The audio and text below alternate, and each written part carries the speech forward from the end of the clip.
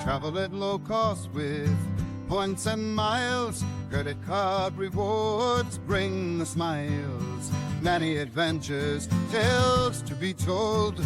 Make and save money, the world will unfold.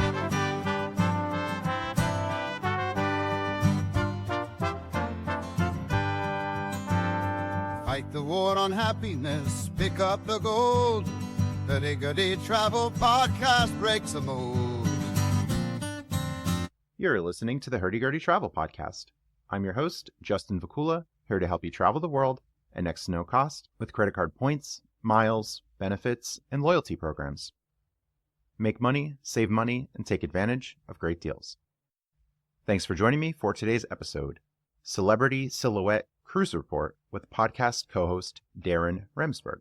Visit meetup.com/Philly miles and points to RSVP for monthly Greater Philadelphia travel, credit miles and points meetups I host in Willow Grove, Pennsylvania. The next meetups are April 12th and May 17th, 2025. Find a link in the show notes. For more content between podcast episodes, follow Hurdy Travel Podcast on Facebook and X. Follow Justin Vacula on Instagram.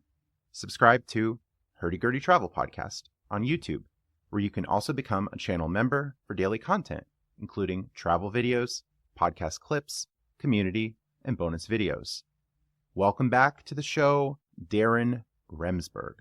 Thank you, Justin. Great to be back. Can't wait to hear about all these cruises that you have been taking advantage of through all the status matches and gaming, and looking forward to hearing it. I know you've been on a bunch, so I'll also be curious to see what you think and how this one stacked up.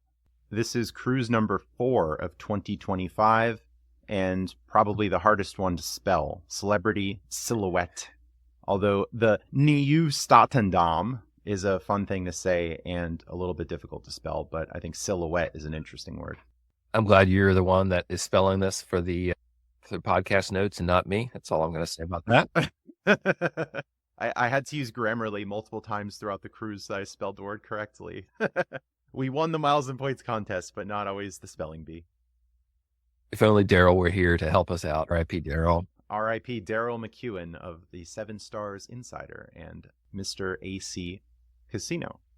And casinos did indeed enable this cruise. This was a complimentary cruise thanks to the MGM Platinum status. We've discussed in previous episodes spending our way to MGM Platinum status with the MGM MasterCard by the First National Bank of Omaha, America's favorite bank, of course, using the credit card for grocery, gas purchases, and also for online blackjack. So I was able to spend my way to Platinum status, and part of that was getting a complimentary cruise. This was a 5-day celebrity cruise with a $200 onboard credit, so basically wiping out the Wi-Fi. I just had to pay taxes, fees, gratuities, a very little cost for a cruise that might have otherwise cost about $2,000 in an ocean view room, and a complimentary guest. I'm living vicariously through you, Justin. That's always the case. Not always the case. Sometimes the case. Sometimes the case. When you're in Iceland and I'm in Finland.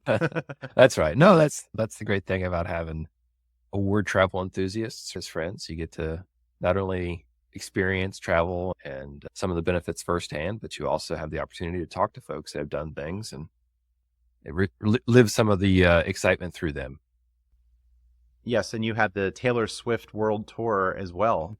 We did, yeah. Last year was Edinburgh in Scotland, visiting friends, and a Taylor Swift concert with the girls. And so this year it looks like Bonaire for a 20th anniversary trip with my wife. We just refreshed our scuba certification, so looking forward to getting back into that. And then Greece with the whole family. So that'll be 2 good trips, and we'll see what happens after that. Nice. Lots of ways to win with miles and points, even if cruising isn't your thing. I was initially on the fence about cruising, but after going on the first one, seeing that there was good value, lots of variety of experiences, and fun, I continue to go back, especially when they're giving me comp offers. And this one was a double cruise in a way. I mentioned the Nieuw-Statendam. I got off the Nieuw-Statendam with Holland America and got on this ship 2 days later. Got off another cruise. We returned a rental car went to airport rideshare and back to the cruise port. It was about a 20-minute Uber ride from the Fort Lauderdale airport to the cruise port. Got to boarding on the ship around 11:30 a.m. There was almost no line. It was a very easy process to board. The bag tags or the reservation we had said that the boarding time was around 2, but researching suggested that we can get on even earlier than 2. At worst case, we would just be at the cruise port. Otherwise, we'd be sitting at the airport just waiting for time to pass. Boarding early, lunch was available immediately. Grilled veggies, fresh veggies, Indian food, made-to-order pasta, vegan station, salad bar, and a hummus station. So a lot was already available for lunch. That sounds like a great start to the cruise. Yeah, I remember you and I were talking, and it was you had just finished one cruise, and you're like, "Yeah, I'm getting on another cruise." I'm like, "Justin, how many cruises are you going to do?" It's March, buddy, and you're like, "Yeah, number 4." And I know you're heading to the UK here in a couple. This will be on tape delay, but you have another cruise coming up that I won't spoil, but I know you're excited about as well. Oh, no, you can spoil. It's already public. It's no spoiler. It's April 29th. Okay. We're recording March 18th, and this one is April 29th. This is the Emerald Princess. It's a 9-night European explorer. So I'll be going to Boston, hopefully to meet with Amtrak's biggest fan, Princess Perry, as I've been chatting with Perry. So hopefully a meeting in person there in Boston, and then off to the UK. And then there's a Rotterdam cruise, July 5th, spoiler alert, Ruby Princess to Alaska, July 20th, and Margaritaville at Sea, December 12th. So at least 8 cruises. I say at least because there might be more opportunities throughout the year. I think that 7 stars is going to come with even more cruise options, right? Ooh, Norwegian in the future, yes. Yes, so immediately lunch. It's nice that you could just go to the buffet getting on the ship. You don't have to go to your room, wait for luggage to arrive. You can just have lunch. And that also saved a meal at the airport. So that was Is that pretty common across the 3 or 4, or I think you've done a number of cruises last year as well. So 10 or so cruises so far that there's lunch waiting for you when you arrive and get on? Yes, absolutely. The lunch is almost always immediately available. Maybe if you got on the ship much earlier, it wouldn't be. But all the times I've gone on the ship, it's been available. And a lot of healthy options too. A lot of people worry about, oh, am I going to put weight on these cruises? I think that you have a lot of options for healthier food. As I mentioned, the grilled veggies, the fresh veggies were really good. A lot of the Indian options I really like. Maybe stay away from the pasta if you're looking to cut carbs, but you could even just get the veggies sauteed. And there were also various stir-fry stations or wok stations throughout this cruise, which I really appreciated. If you could have made-to-order food, I think that's almost always going to be better than just taking the food that's sitting out at the buffet. Oh, for sure. Yeah, the fresher, the better. I know that's a common approach for you and I when we're getting our giant sushi that we're asking for it to be made instead of picking out what's in the showcase showdown there. And of course, in Giant or inside Giant in Willow Grove, the made-to-order Chinese food is my favorite rather than just taking it out of the case. So it's nice to have the made-to-order options on the cruises. And they varied a lot of the dinners. There was a Mexican night, a French night, a Greek night, and American night. It always seems like there's nothing additional with the American night. You already have a lot of the American food options, but they do that anyway. But the stir-fry station, the vegan station, was consistent on Celebrity. I think it was really nice. It was a very spacious room. I got some really good ocean views. You could sit next to the window and see what's going on outside. Especially at the beginning, you can see all the activity at the port. And then throughout, you can see the sunset. You could see other ships coming by. It was a really spacious dining room. The beverage area was separated from the food. It was really nice, I think, with Celebrity. Sounds like it was a good start. Tell us what happened next. Another option was the dining room at Grand Cuvée, Cuvee. I looked that up using ChatGPT, and it suggested a type of wine that they're using it as a distinguished name for the dining room. And they actually had a separate vegetarian menu that had healthier options on it because, again, looking to cut carbs and put off some of this post-COVID weight, definitely avoiding some of the pastas, breads, and other things. So it was nice to have, it was a mushroom soup. They had an Indian vegetarian option. They had all types of salads. And even on the main menu, they had things like baked salmon. That could have been a good option as well. And requesting things like vegetables instead of potatoes. And you also get complimentary coffee. So this was an anytime dining experience, although that was confusing because they had a set time in the app. So you had a time like 6, but you can go at 5:30 or 6:30. So maybe it was more of a recommended time. Yeah, that seems unusual. I've only done one cruise and it was 25-ish years ago now. But I remember, that seemed like there was always you had a dining assignment time and table and all that sort of thing. Yes. So I mentioned some of the other food options just to keep items in a section. But after this lunch on day 1, went to the room was not ready. There were no bath towels. There were leftover used glasses with some water inside of them. Maybe because we were early on the ship. Maybe not. They could have had a sign that said the room's not ready yet. And at housekeeping, I'm not sure what the deal was there, but not a big deal. I was able to get the attention of the housekeeper. They came in and finished cleaning the room and added towels. It would have been a disaster to go inside of the shower and then come out and realize there were no towels there. But I did not do that, so I was okay. Yeah, you know the situation. You don't want that. You don't want that. You're having to use washcloths to dry. Bed sheets, pull the bed sheets off. May or may not be clean. Yeah, it's not a good way to start. Not in that situation. Not in that situation. Yes, so the luggage was waiting. 1 o'clock, still not there. Say, okay, let's go to dinner. 5:30, there's still no luggage. This was the first time this has ever happened. I went to the guest services or customer service desk, and they said, could you please describe the luggage? And gave them a description, waited, came back. The luggage still wasn't in the room. Then they had me fill out a form. Like, oh no, did they lose the luggage? How does that happen? How does the porter lose the Yikes. luggage? So I was without my new fancy pants Insta360 camera and laptop. I wanted to take some video and work on some things, but I couldn't do it. So I was restricted to the mobile phone. Eventually the luggage did come, and that was a relief. Glad to hear that. It certainly could have been the start of a world of happiness, right? If you were on a cruise ship without your luggage, it's no good way to get close to you. Yeah, all those Dell credits gone to waste if the camera goes missing. But I didn't want to carry too many things on the ship. I was just relying on the luggage. So sometimes these things happen when traveling. I hope listeners don't get too discouraged. I think that people come in with high expectations that everything is always going to go super smooth, and then they're going to exaggerate. That was a disaster. That was terrible. It just happens. I don't know why. There was no explanation. The luggage eventually came, and it worked out. So just a little bit of a delay. So it was time to go to dinner, go to the casino, do other things on the ship, and we'll certainly get into the casino later. But first about the room, I thought the room was really nice, although it wasn't done. It wasn't ready. The desk area was okay spacious. The ocean view component was nice, as the bed was right next to that and the curtains would close. So you'd be able to see the sunset. You'd be able to see other ships, as I mentioned earlier. One thing, the plug situation was really bad. There were no plugs near the bed area, not even a USB in the light fixtures. I had to run an extension that I requested from the desk area to the bed area and then plug things in there. So just be careful of not tripping on a cord.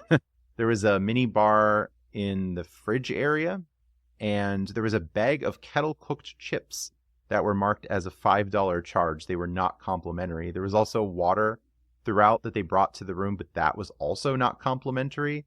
I asked housekeeping to remove these items, and they said that it had to stay or a charge happened.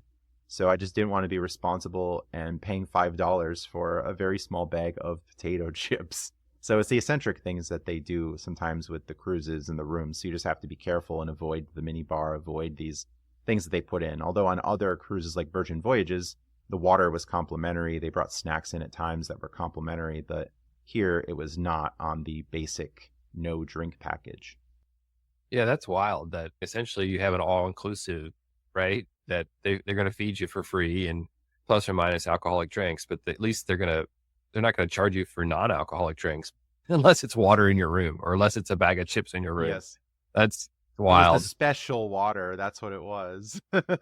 Yeah, it must be special to cost. I'm sure it was also not cheap. So probably another $5 for a bottle of water. Yeah, maybe even Oof. more than that. I just stay away from it. Another interesting thing about the cruise, I saw many shirts that said college party cruise, many lanyards. And I asked some of the party goers, the college students, they said that they were here as part of a college spring break package. There were many Europeans and Americans. They said that there was unlimited alcohol as part of their package, and they paid about $800 per person. So maybe not terrible, as they got an age discount and the drinks included. I think it added to the cruise as people were more social, and it was a more lively cruise compared to Holland America that definitely had an older population. So I didn't mind it at all. Mandy, who was on the cruise, said that it was like an episode of The Bachelor. And I said, what do you mean? And she said, oh, all the women on the cruise, she found them intriguing even as a woman. It wasn't me making that comment. She was impressed by the quality of the people and a lot of the younger people that were on the cruise.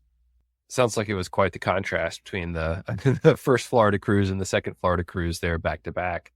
Different Yes. age groups, different cruise colleagues. I don't know the right way to say that, but yeah. Cruisers, fellow cruisers. There you go. There you go. All right, moving on to the casino. It was a non-smoking casino. I think that was very positive. Sometimes I'm relegated to the better machines in a smoking section, or previous cruises, it was half smoking, half not, and the video poker was only in the smoking section. But this one was completely non-smoking. So they had to leave the casino, go to a smoking area, and I think that's a lot better for the staff and the non-smokers. Of course, not for the smokers, as they have to take steps out and they will lament that experience. But so be it. It's the house rules. I was told that on a previous cruise. We have house rules. So here it was non-smoking. They invited me to play on day one with a bonus of $5 in free play. So they enticed you to come to the casino. They also said that there were free drinks under $15 while playing. So you can get alcoholic drinks, coffee, water that doesn't cost $8. I think that was nice of them, rather than having you spend extra or have to earn a certain amount of points or tier credits. So I did play. The video poker, you would earn 1 point per $10 played. So if you were to run 10,000 in credit card room charges through, you would end with approximately 1,000 tier credits. America loves math. So the idea through this cruise was, even though I was playing a slightly negative game where I had about a 3% disadvantage, I was using the Chase Sapphire Reserve, the Altitude Reserve, to room charge. So I would play a negative expectation game, but I'd get the credit card rewards that would offset that. And I would also get the tier credits, which may lead to future offers or offers on the same ship. So with my about 1,000 tier credits, unfortunately, I did not get any offers while I was on board, except on the way out, there was an invitation for a future cruise with a discount of $300. So not really worth much if the base price of the Ocean View room would be around $3,000, or sorry, $2,000. So not much from the casino loyalty program there, but other offers may come. I played the video poker rather than blackjack because they wanted a 5% fee if you were to room charge for blackjack buy-ins. So that was unplayable at that point. And there were many video poker machines, which was a plus compared to a past one with Carnival, where they combined the video poker with Keno and there were very few machines. So there was no machine competition whatsoever. I looked through the different games, the different pay tables, and I found 8-5 video poker. It was a $1 denomination, so at 5 credits, it was $5 a hand. If you played less than that, it would have been a lesser pay table. I saw 6-5, 7-5, so I'd play a little bit higher per round or hand to get a better pay table. The blackjack, I looked at it, it was a 3-2 game, $25 minimum bet. They didn't offer surrender. They had the dealer hitting all 17s. So the rules weren't great, but it wasn't terrible. But with the room charge for the 5% fee, blackjack was unplayable, and I'm not going there with cash and playing. The idea was to only gamble with an edge, so that was playing the video poker deposits through exactly once. I loaded for the room charges, and it throttled me around $4,000, even though they said there was $5,000 a day. I don't know why this happened. There was an error at the machine, but I didn't ask them about it because it probably draws attention and I don't want that. So day 2, I just changed my credit card on file from the Chase Sapphire Reserve to the Altitude Reserve and then used that. I don't know why it declined, but I figured to just change cards and not have that error. That seems like a good, safe strategy. And how did you get along? No problems the second day with a different card? Yes, I was able to play the second day and then I did a third day. So I played slightly under 10,000. And the reason I played under 10,000 is it's just less engagement with customs. And in previous cruise, I went over 10,000 and I declared the money. And I think I got adverse action because of that, although I'll never really get the real answer about why that happened. But after playing through $9,990, I ended up down $719. So here's an America Loves Math moment. The game had about a 3% house edge. I was expected to lose about $300. I ended up down about 7%. I did not hit any royal flushes, and the royal makes up about 2% of the return in this Jacks or Better game. I didn't have any straight flushes. I had a few 4-of-a-kinds. But I got the rewards. So even at 30K ultimate rewards from Chase at 1.5 cents per point, that's about $450 rebate. And at 2 cents per point, that would be about $600. So I ran below expectation. I also used the Altitude Reserve. So that was 4.5% cash back, basically. So pretty good. If I can play a game that's a 3% disadvantage, and in the long run, I'm going to get 4.5 or better back on that return, I will gladly gamble. Yeah, that sounds like gambling with an edge, like you said. Ah, like the great Indeed. podcast. Trademark And pending. of course, we're in it for the long run. There will be ups and downs with gambling, but of course, after doing this for 10 years, looking for advantages and playing, I've always been ahead, regardless of all the critics out there. You're going to lose money gambling. Oh no. We're doing it intelligently. We're having discipline and we're looking for advantages. So definitely playing on these cruises is an advantage. I wouldn't have brought my cash and played video poker, and I wouldn't have overplayed the money.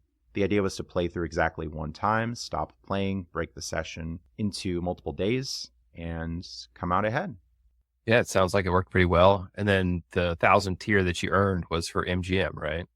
No, this was with the celebrity. Oh, interesting. So MGM just gave the cruise offer, but all the cruises seem to have their own players clubs. Some of them are linked to one another, but this just was its own. I think it was called the Blue Chip Club with celebrity. So then in 2026, I'll be back and maybe there's some maintained tier, but I think all the tier goes to 0 after each cruise. But you do earn points for days of cruises and you could potentially get higher status with the cruise companies.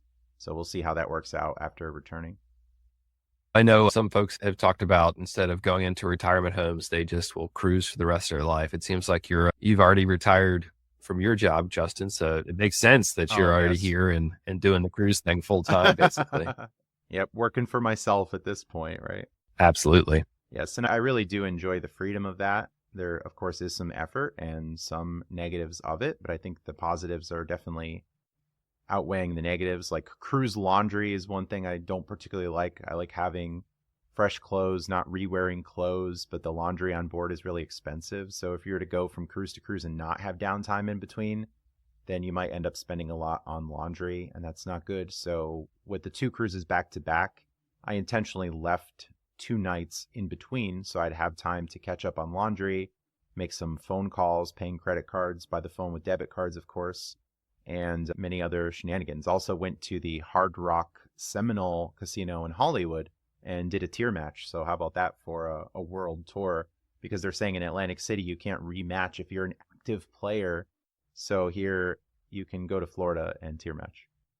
Love all the options. The wins continue. And one area where the wins were questionable was onboard casino poker. So they had a $15 max rake, which is really egregious. So this means that if the pot builds up to $150, they take $15 out. This is a 10% rake. The games that I played in Vegas at Wynn Las Vegas, the max rake was $5. And at Wynn Las Vegas, I believe the $5 only comes out around $100 or $150. This rake was really punishing. This was a $2, $5 blind game with the $500 buy-in. but there was match the stack. So if you sit at the table, someone else has 900, you can buy in for 900. But it was very hard to get hands in. This was a really slow game. There was one table, no automatic shuffler, which is a regular thing at casinos that speeds the game. There were many fills. So what would happen is people would buy in. The dealer would have to count out the money, count out the chips, and then the well or the rack or the cashier, whatever you want to call it at the table for those that might not know poker, they would have to replenish it. So then you're stopping the game to get the chips, to take the money, to count the money, to push the money and verify and all this. So it was just a very slow process because at almost every other casino, there's a cage that you could buy chips from, and then you bring your chips to the table rather than having to do all this counting down and verifying, and it was a mess. And all the rebuys were at the table too, whereas in other scenarios, people can just go to the cage and get their money. So it's very slow. If you're talking like 20, 25 hands an hour in a regular casino, we're maybe getting 9 or 10 here, which was just one orbit. Oof, that's so brutal. Very slow. Yes, but one salvation was that there were bad players. The players, a lot of them were clueless. There were people playing every hand, and they were just making ridiculous sized bets. There'd be like $100 in the pot, and they'd bet $15. And this is a classic thing of, well, what is this bet really accomplishing that you're going to want to bet bigger in proportion to the pot and not just bet like a real world amount? Because really, you're just incentivizing everyone to call who has like remotely anything, and you generally don't want to give people great prices like that. There were also people making dinky raises with also nothing. Like someone would bet $15 in a $100 pot, and a player would raise to 30 with like queen high with no real draw or anything. So there was a lot of dinking and donking around and lots of drinking. And I think that had a lot to do with it. When you can just keep getting the drinks and people are drinking for free, they're rebuying, they're playing, they're just trying to play every hand. And it was painful at times. So there were profitable opportunities, but when the game goes very slow, like some people didn't even know how to count their chips. We had one player who had a stack of 100 red, 20 red chips. And instead of just cutting the stack out and calling or betting, she was counting the chips one by one and making a line of things. That does not sound enjoyable. There were some funny moments too. There was one hand that was completed, so all the hands were face up, all the cards were shown. Everything was then face down. This is standard procedure. Okay, the pot is pushed, and then everything goes face down, and the dealer shuffles the cards. And one player says, wait, I think I had a flush. And the dealer's saying, no, you didn't have a flush. And she's demanding the dealer turn the cards over. And there's just no universe this happens where there was sufficient time to determine who was the winner in the hand. And then if you had an objection, you should have voiced your objection. You can't just, oh, all the cards are face down, let's flip them all back up. And they're basically taking a shot at potentially getting a flush when they really didn't have one. So you just can't do that. And I think the dealer was being talked into it. And I had to speak up and say, no, you can't do that. Yeah, it's never good when it's like going to the cashier and they're like, what are the rules about buying gift cards again? And you're like, oh my gosh, this is going to be I don't have time for this. How many money orders can I buy? Yeah, we know the cashier's like making up the rules, but unfortunately I have to play dealer and enforce the rules. Yeah. And then the game is being slowed down even more. The dealers weren't making correct change, as a player would put out a $25 green chip. And instead of giving the player sufficient change for red, they somehow confused it and put it in the pot. And a pot that should have been 20 was somehow 30. And I had to say, no, that's incorrect. And then they're trying to reconstruct things. So it was pretty bad. I think the situation here was that all the dealers deal all the games and split the tips. And one dealer was even talking about being a dancer. So I suppose he could be a jack of all trades, but probably not. I don't like archaeological digs anytime, Justin, but especially not at the poker table. That's for sure. You don't want to dig through the mud and try to find the potential flush? It's a no thank you for me. Yes. Some dealers were making mistakes in player's advantage, as one dealer just wasn't taking any rake. So I think there was a time where it was rake free for 10 or 15 minutes, which is funny. I'll gladly play rake free in a slow game, but with a $15 rake, I just don't think you could hang out too long and be profitable unless the players are really horrible. But when it's a slow game and you're hardly getting in hands, then maybe that's not the case. Questionable for sure. Then there was a drunk guy who was arguing with the dealer in the floor. All the cards are dealt, it's pre-flop, and the guy just walks away from the table. So then the dealer mucks his hand, takes his cards, The guy comes back and saying, "Oh, why did you take my cards? You saw me. You knew where I was." And the dealer politely said, "Sir, if you leave the table, your hand is considered dead." And the guy keeps arguing about it. He's cursing at the dealer, arguing with the floor. What a mess. Yeah, that sounds more like entertainment value than a gambling opportunity to me. Yeah. But maybe Yeah, if you knew which dealer didn't take a rake, you could just hang out, wait for that Ooh. dealer to come back and be like, "Yeah, I'll sit down and play a couple hands here." Yeah. Yeah, pro tip to players, if you have any interest in a hand, don't walk away from the table. It seems self-explanatory, Yeah. doesn't it? Yeah, look at your hand first, see if you want to fold or what you want to do. Wait till the action is on you, and then you could fold and leave the table. But these people just didn't know better, they didn't care, or because the alcohol was free, as the Ailstorm song Mexico says, I guess the decisions weren't always the best. We call that fuzzy logic, I think, Justin. Yes, yes. And the room was very loud. There was music playing in an adjacent room. There was a dance floor and band, so you couldn't even socialize at the table that much. And it was hard to hear what was going on. So was the poker worth it? Probably not, although I was there for just a short time.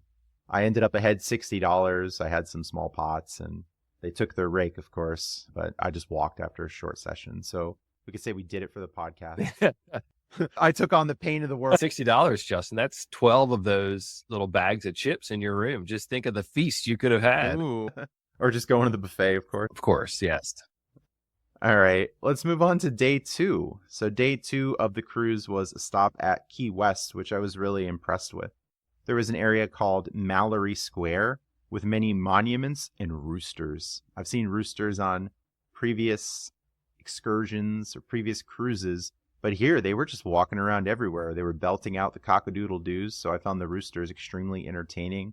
I took video with my new Insta360 X4 camera, so that'll be on the Hurdy Travel podcast YouTube channel, as I've been doing a lot of these travel videos. So you got to see Harry Truman, Tennessee Williams, and multiple roosters. That's quite the collection of folks there. Former president, playwright, and some roosters. There you go. Yes, the roosters were everywhere, but they were particularly gathered in the square. And other elements of the square that were notable, there was a train. There was the historic conch train, the world famous conch train. So you can get a tour without walking. I think I ended up around 22,000 steps. Samsung Health told me I crushed my goal. This was the record of all the walking around. There was so much to see.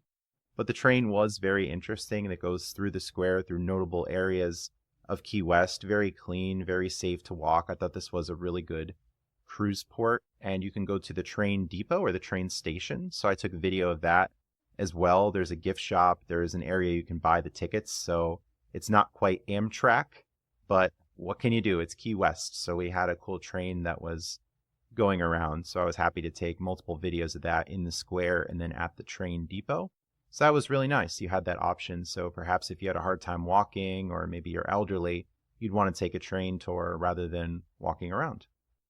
Yeah, I didn't realize there was a train there in Key West. I've been down there a couple of times, so good to know. Did you pass any Speedway huts while you were on the train? No spending at sea except for the spending in the casino, the creative spending in the casino. But there was a CVS in Key West, and I had used my CVS Care Pass, now called the Extra Care Plus benefit, and got a Key West mug. And your free $20? No $20 play. Okay. This time with the casheth appeth. Okay. Not this time. I did have the Extra Care Plus, so that's a cool thing. You can get off the cruise, and instead of paying the probably overpriced rates on the cruise, you could just go to a CVS in Key West. So there was a CVS right outside of the train depot or train station, many other restaurants, many museums. Some of them were free to go in, and there would be optional fees if you wanted to see more, or some just had an outright price. There was the Harry Truman Little White House. I thought that was really interesting. It was a building that, as you might expect, looked like the White House, and a presidential car that was parked towards the back. Lots of trees, lots of flowers. So it was really cool. You get to go in for free, walk around. But if you wanted to go in the building, you'd have to pay for a walking tour. So I just took the free experience, made a video of that. There was also the southernmost point, which was a pier and a beach. Many of the college students went to this beach. very occupied, and a lot of different resorts and hotels that were around there. There was another area, the Butterfly Conservatory, which you got to go in the front for free, and then it was optional to get in the back. I think it was about $20. There was the Ernest Hemingway House. That was all pay to play. And inside, I watched some videos online, one from the Cool Buildings YouTube channel, that there were the Hemingway cats and many other areas of the Hemingway house. There was the Key West Lighthouse. There was a marina area with the historic Seaport Harbor Walk. And I went to Hyatt-centric Key West. They had what they called turtle-centric, where they had many sea turtles and some exotic birds. So I was very happy with Key West. Lots to see. Did you do a mattress run while you were there at the Hyatt? Quick check-in, check-out? I did not check in and check out, as I'm going to be getting most of my Hyatt qualifying nights from Rio, Las Vegas, and I will be back in April. How about the Hemingway cats? Did you notice how many toes they had polydactyly? Oh, yes. Tell some listeners about that. Yeah, that's right. Yeah, so the cats there have a unusual genetic mutation that results in an extra toe, and they have what's called polydactyly. And because that population of cats is fairly confined, it's an island, there's not a lot of new genetics, if you will, being brought in onto the island. So it's a really common genetic mutation that's observed in those cats. So that's one of the famous things about the Hemingway cats. The more you learn on the Hurdy-Gurdy cat. That's right. I didn't bring my multiple phones with me for the My Vegas games. I didn't have the phone army, but there definitely were the turtle army and the cat army, that's for sure. Did any of them look like they were practicing any sort of ninja or other Japanese martial arts? Anything? No keyboard playing. With no rats as the sense, nothing like that. No. Yeah, no, they did not sing the song "Memory" from the musical Cats either. Yeah, good day in Key West. Lots of walking around, lots of sightseeing. I posted lots of photos on the Hurdy-Gurdy Travel podcast Facebook page. And again, the videos will be out on the Hurdy-Gurdy Travel Facebook page. I've been aiming for daily content at noon Eastern. And I took so many videos from all these cruises that I have about 2 weeks of content scheduled out. We're recording here March 18th. And we'll be set for April. And more travel is definitely to come. Looking forward to seeing those, Justin. So after Key West, where was the next port of call? I went to Nassau, Bahamas, and this was interesting because I went to Nassau, Bahamas on the previous cruise. But of course, I wasn't going to decline this cruise because there was an overlap in destinations. So I went to Nassau once again, and there was something very different and notable that fellow travel hacker and past podcast guest Mark Kaczynski was also in Nassau, Bahamas. He was on a different ship with MSC, and we did not arrange our cruises to be at the same time. We went on different cruise lines. We went on different cruise ports, but it just so happened that he said, "Hey, I'm arriving in Nassau too. Let's meet." It's like the opposite of the travel hacker's dilemma. What do we call that? A cool coincidence. There you go. Cool celebrity coincidence on the silhouette. All the time, the answer to everything is more credit cards, but sometimes the answer is more cruises. So we hung out in the port area, walked around. We went to the Junkanoo Museum, or the Museum of Junkanoo. I just like saying that. So we didn't explore much. I already had that exploration period.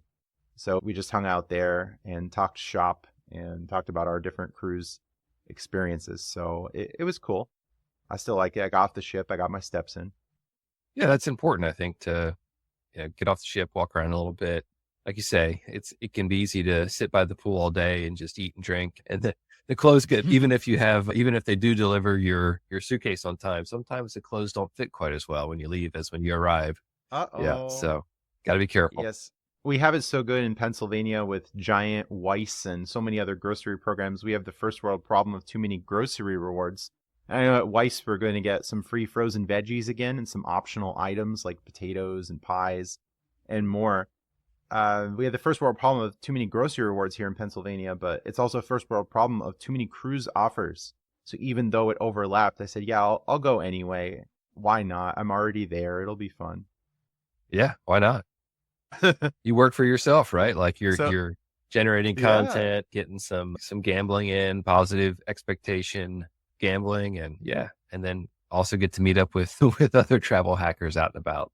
Oh, it's been a great community. This has happened in other situations. I went to Atlantis and did not plan to meet other people there, but a Facebook friend, Brooke, said, "Hey, my friends are there too, Janet and Stan Mira. Why don't you meet with them?" And then Umid was there, or was not there, in a different group. And, oh, hey, I'm here too. So we have all this since we're traveling so often. It's common to find. It's a good point, right? The community of folks that really enjoy traveling and finding creative ways to fund it. I think it's a growing community too, right? You think about the multiple events that are being held, the multiple groups that are popping up on social media and in person. And I think it's great to be part of that community and get to talk to you about it fairly regularly as well.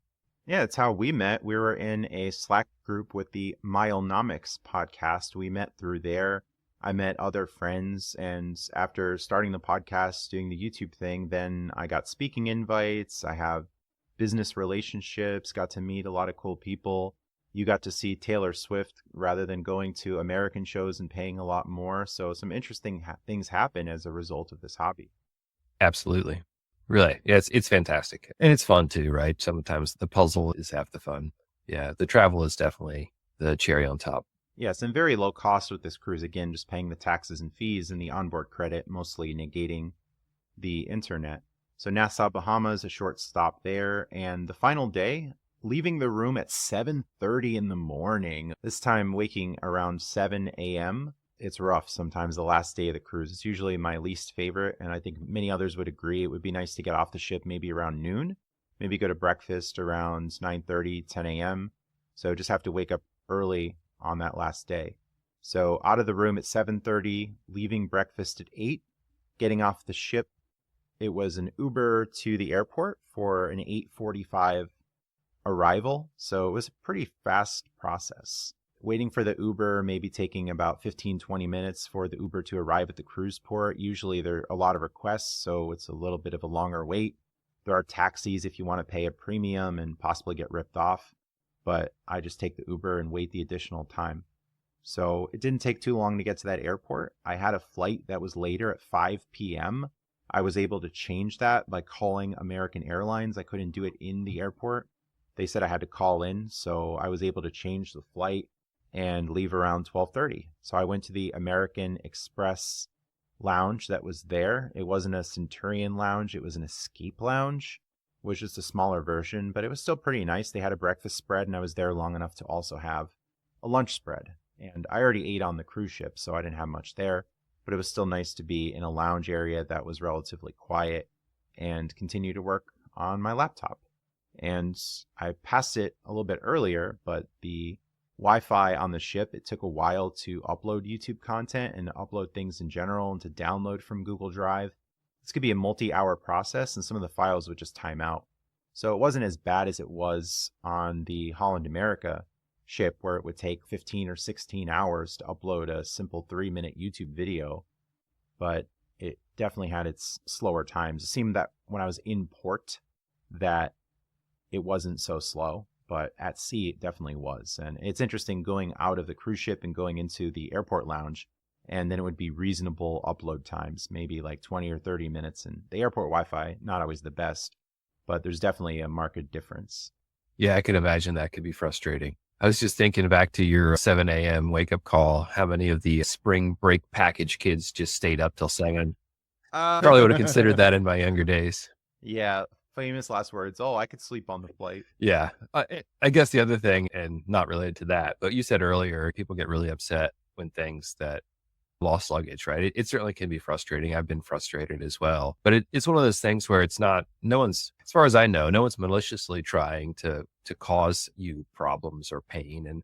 And so you have to decide, hey, is this something that I'm going to let ruin my vacation, especially if it's going to be at the beginning of your vacation? Or is this something that, like you did, you roll with the punches, you follow up persistently, but politely, and things will work out one way or the other. Worst comes to worst, you try to figure out some sort of insurance claim and buy some clothes when you got to Key West or something, but it wouldn't be plan A. All the Rooster clothing, the Rooster necklaces. We got it all. some train. Maybe we'll take the conductor's cap and be a rail fan. Yeah. Yes, There you go. that's the, There you go. Yeah. And it's the same, right? So you can be upset about the 7 a.m. wake up call, or you can say, hey, look I'm going to make sure I'm up and I'm ready, and I'm going to go enjoy my time. I'm going to take my time getting to the airport. I'm going to schedule my flights so that I don't feel rushed and don't feel like, hey, I only have an hour to make it to the airport. And what if I'm late? What if it's crowded? What if all those what ifs? And you plan it out to make sure that you have the time you need. And then like you did, hopefully if things work out well, maybe you can level up and get out a little earlier or find a better seat or a better flight. But I think it really is the approach. It starts with the approach and the attitude of how are we going to either make the best of this situation, or how can we put ourselves in a good position to start with? Yes, I find a lot of solace in Stoic philosophy. That was my previous podcast, the Stoic Solutions podcast, the works of Seneca, Marcus Aurelius, Epictetus, in thinking about what's inside your control, what's outside of your control. Is this situation really bad as I'm making it out to be? And they even note that the war on happiness can be self-imposed, so that we can just add misery, add interpretations to things that just aren't real. Oh, this trip is a disaster because the luggage was late. It was just a minor inconvenience. So we're able to get through this and not drag ourselves down in the process. Great reminder. Okay, four cruises so far this year, Justin. How would you rank them? Interesting. I would put this in the middle. Virgin Voyages is still number one, but I think it's fair to put this one in the middle. The Holland America one was okay. Maybe give that around a 5 or a 6 out of 10. The Carnival Panorama, maybe a 6 or 7 out of 10. Virgin Voyages, definitely taking the top rank, maybe an 8 or a 9. So this, I think, would be somewhere in the middle. Some of the inconveniences with the poker game, I think, or the slow nature of it, the high rake wasn't great. The expertise of the dealers wasn't so great. The food was good. I went for mostly the made-to-order options. Virgin Voyages, it seemed like almost everything was made to order. Things were very fresh, and there were lots of different options, and all the restaurants were included. But this one, in the beginning, people would come up to you, oh, you want to buy the drink package? Oh, you want to add on for this and that, dining? But Virgin Voyages, all the different restaurants were included, and I think that was really cool. So for those seeking value, if you can get that comp cruise with Virgin Voyages, I think that's really nice. If you were to say, oh, which cruise can you cruise again, I would take them as a cruise line. And I think there were times in the past where you were able to transfer American Express membership rewards points at a higher rate, and there were also some discounts on the points redemptions of the cruises. So if that comes around again, maybe that can be another play with Virgin Voyages. Otherwise, listeners might have to status match into that with their MGM or Caesar status and see if they can get a comp cruise from Virgin Voyages, or matching maybe from Ocean, not Oceans, with the MSC balcony offer is usually one of the first offers that people get. Although now, not even balcony, Ocean View is what Mark got on his cruise, but that can still match to another Ocean View room. Just a reminder that Virgin Cruises is all part of Virgin Red, right? And so that's also Virgin Atlantic. And so you transfer your points there. Yeah, I think that Amex is a transfer partner. I think Chase is a transfer partner. And then you can move your points around. Does that sound right? Yes. And now Synchrony, one of our newest favorite banks, although it's an old bank, they also have an elevated offer on the Virgin credit card. And we're recording on March 18th, so I'm not sure how much longer that's going to last, but there are some perks with high spend on that card, and you can earn points through spending on that card.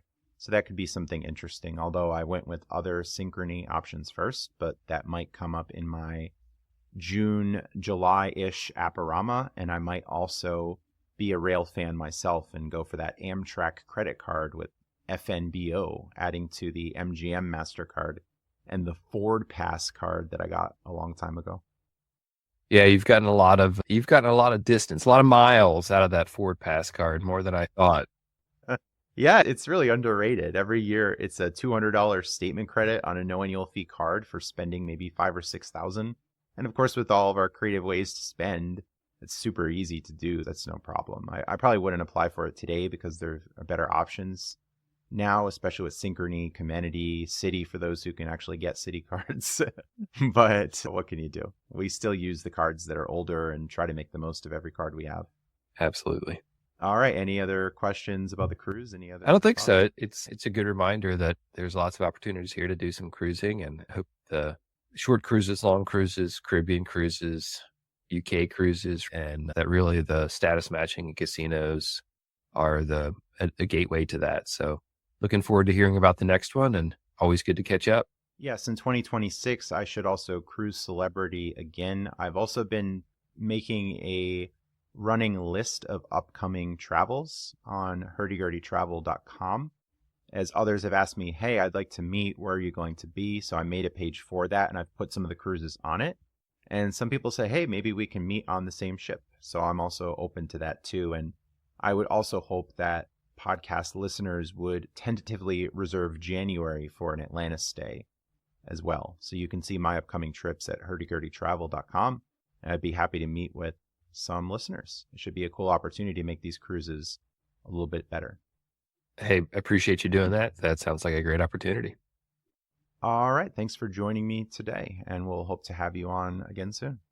Thanks, Justin. I look forward to it. Thanks for listening, and stay tuned for future episodes. Some closing announcements. Ticket sales for Zorkfest 2025, a miles, points, and gambling event, are live at zorkfest.travelzork.com. I hope to see you at Zorkfest 2025 in Las Vegas from December 5th through December 7th. I'm also looking forward to other events in 2025 and had a successful 2024 speaking at events with Award Travel 101, Travel Zork, Frequent Traveler University, and both Chicago Seminars events. If you're an event organizer and would like to have me speak at your 2025 event, please contact me. Visit meetup.com/Philly miles and points to RSVP for monthly Greater Philadelphia travel. Credit miles and points meetups I host in Willow Grove, Pennsylvania. The next meetups are April 12th and May 17th, 2025. Find a link in the show notes. For more content between podcast episodes, follow Hurdy Gurdy Travel Podcast on Facebook and X. Follow Justin Vacula on Instagram. Subscribe to Hurdy Gurdy Travel Podcast on YouTube, where you can also become a channel member for daily content, including travel videos, podcast clips, community, and bonus videos. Search Hurdy Gurdy Travel on subscribestar.com or become a channel member on YouTube to financially support my efforts starting at the $5 a month tip jar level. Receive special perks at higher levels, including private one-on-one conversations and asking podcast guests your questions. Find links and more at hurdygurdytravel.com. I'm now an affiliate with Card Pointers. Use my Card Pointers affiliate link, cardpointers.com/hurdygurdytravel, for a 30% discount on annual and lifetime plans. Card Pointers has a great app and browser tools to automatically activate credit card linked offers from banks including American Express, Chase, US Bank, and more to maximize your savings. The website udio.com, created the podcast intro and outro music. It's not me singing. The AI features of the website Descript helped me edit and improve audio quality. Thanks for listening. Have a great day. Travel at low cost with points and miles. Credit card rewards bring the smiles. Many adventures, tales to be told. Make and save money, the world will unfold.